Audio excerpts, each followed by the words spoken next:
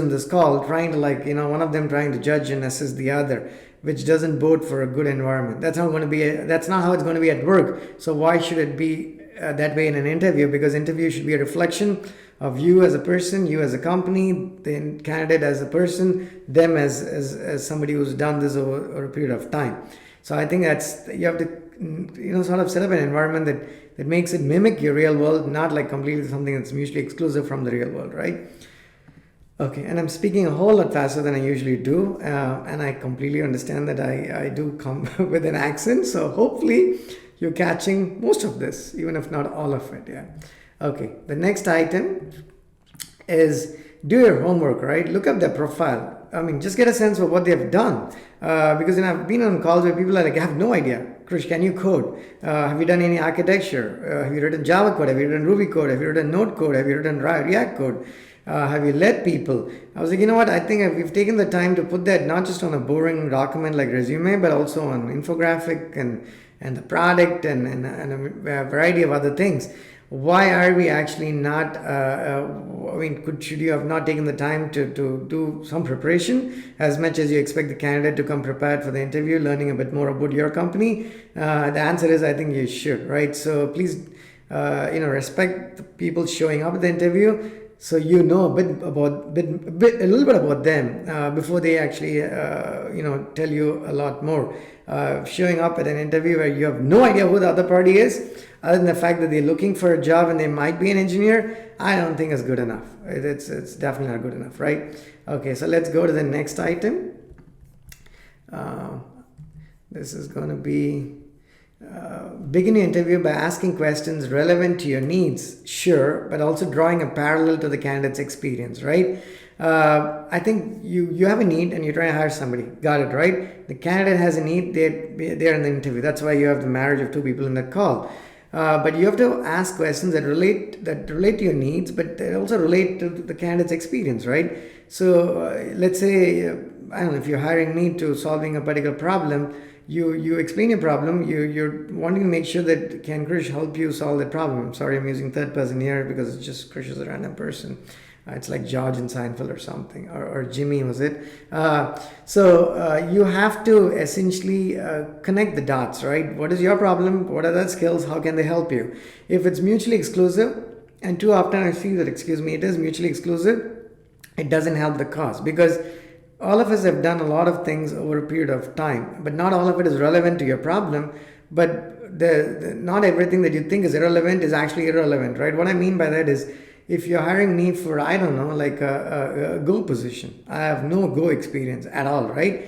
But it doesn't matter, right? You're trying to sense if Krish can help you do that, or does he have the interest in doing something else? And for me, my eyes would light up. If I haven't done something, I would be super excited, right?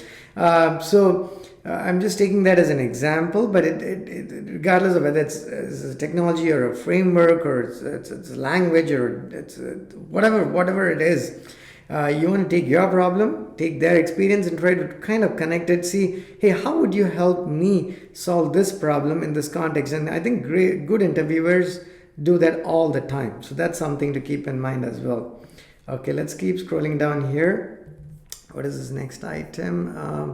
The next item is choose take-home test followed by detailed code and design reviews as opposed to live coding sessions.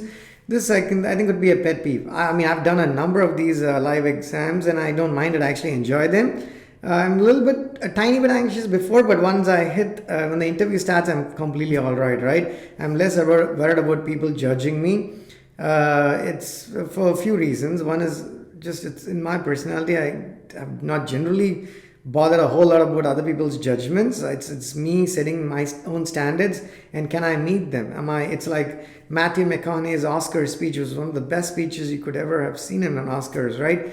I don't even want to try to paraphrase because he's a great actor and he said it beautifully. I don't want to spoil it by stating it here, but definitely look it up. It's just amazing. It's what he tries to say is you want to set this benchmark, and it's trying to meet the better you, which you would never meet, but you still want to set a better you that you try not to be able to meet in future, so you can keep improving. But it's your own standards, right? But not everyone's like that. people are worried about being judged, and we all get judged all the time, every single day. And if that is the case, and since if the general human mentality is, and I would be lying if I said I didn't ever worry about being judged, but I don't always, not all the time, most of the time not, right?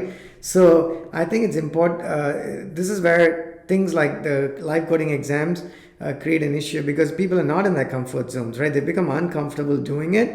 So you want to make sure, if people like to do it, sure, but if that is your need, and a lot of these engineering interviews happen to be that way these days, I'm not a proponent of that. I've never hired anyone by giving them a live test. I actually don't even ask technical questions directly. It's very implicit and indirect for me to just gauge how they can actually help me, because I'm trying to find out what they are good at, as opposed to finding out what they are not good at, because I'm not good at a gazillion things. So I feel almost uncomfortable trying to find out what other people are not actually good at. Because I have to first make a list of things I'm not good at, which would go into which would be 100 times lengthier than this video, before I start finding out what other people are not good at, right? So just try to find out what they are good at. In that context, I think a take-home test is much better. For me, it'll work beautifully, right?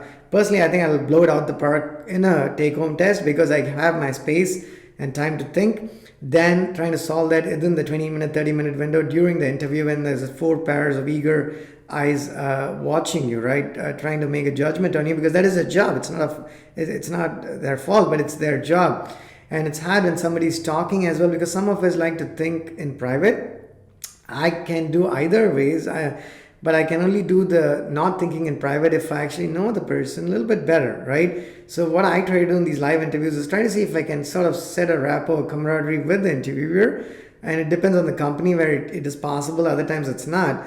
And if it is, it makes me much more at ease. I'm like, I treat them as a coworker, right? Hey, I'm not worried about my coworker judging me, because I'm learning from them. And the more feedback they give me, the better off I am.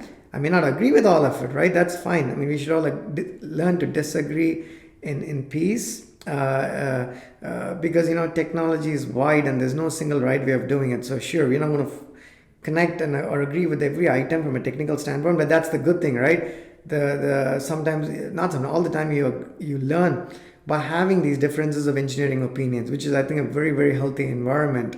So I think consider take-home tests unless you have a need. And if you have to do these live sessions, I would recommend that you actually let them record it and send it to you, which is better. So you know that legitimately they are doing it, but it's not with someone watching over them, right? Watching them do it. So if it's just a question of legitimacy, then I think that's a good middle ground. Let them record in a video, and I would talk, look here, look outside, get it done. I know it's going to be long, but not everybody rambles, and not everybody is like, some people are succinct. Probably most of them are. So you would just have to deal with some of us who are not in this process. But I think the live sessions create a lot of kind of tension, some of this feeling of nervousness. And I think it's becoming more common. I've actually done 3 of them this week. And I was personally excited to doing it, because I love meeting people, and it's like you're meeting new people. But not everyone reacts to it that way, not at all. And trust me, and my answers and solutions are a whole lot better after the interview. Like I had one yesterday where I think I got close to the answer, but like 2 minutes after the interview ended, I actually had the legit answer, the correct answer. And sometimes, companies are not willing to even look at it since you've done it after the interview, which beats me. I don't know why, but more power to them if that's how they want to do it. Yeah. Okay. There's this list. Keeps going. Okay. What is the next one here? While you want to be fair and have a common platform, if I were to create a task on our platform, I wouldn't make them this verbose. I'm just copy pasting here so you get it. While you want to be fair and have a common platform to judge all candidates, remember that we are not cookie cutters, right? So I know you want to judge everyone equally, obviously, right? We ought to be fair. That's a given, and not just by the law, but even by human decencies and dignities. You shouldn't have to tell yourself to be fair. I think it should come very naturally, right? But with that said, you want to be genuine in that, so you treat everyone equally. But that doesn't mean the questions have to be the same. I think therein lies a difference. All of us are different, right? We're not cookie cutters. We are unique people with varied skills. So while your judgment ought to be fair, the process can and should vary, right? As to how you do it, that's your skill. That's your prerogative, right? But that you have to figure out how you do it.